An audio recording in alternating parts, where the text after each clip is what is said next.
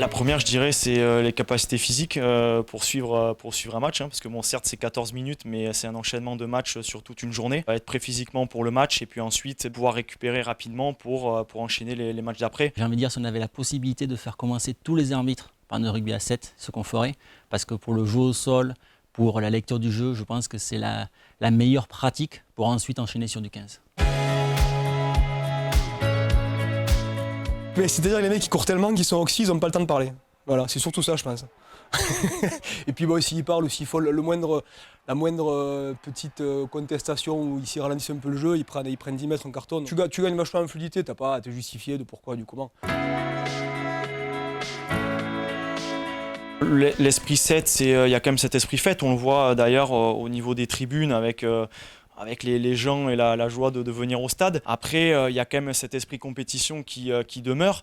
Donc il faut quand même rester dans son cadre. Mais je dirais, on parle peut-être plus facilement, on a le discours plus ouvert parce qu'on a des moments off où on peut parler aux joueurs, on peut échanger.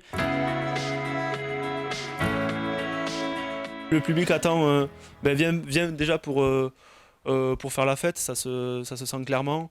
Vient pour prendre du plaisir, vient pour profiter de la journée dans son ensemble, vient pour voir de l'action, des essais. Donc oui, on sent le public en tout cas demandeur et attentif. C'est des matchs qui succèdent avec différentes équipes, avec des joueurs qu'on ne connaît pas forcément ou que l'on découvre. Et c'est vrai que le public est finalement très demandeur et c'est un format encore une fois qui est très attractif.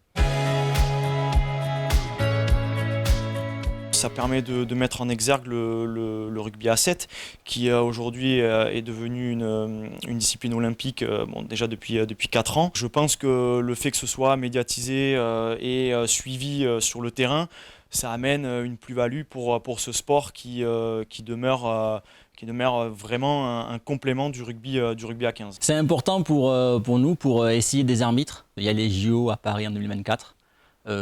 Pour nous, il faut placer des arbitres français, c'est indispensable, que ce soit féminin ou masculin.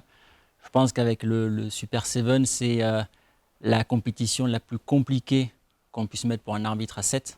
Donc ça nous permet de tester ces gens-là et ensuite d'utiliser ces vidéos pour potentiellement essayer de les amener en Europe et ensuite au niveau One Rugby.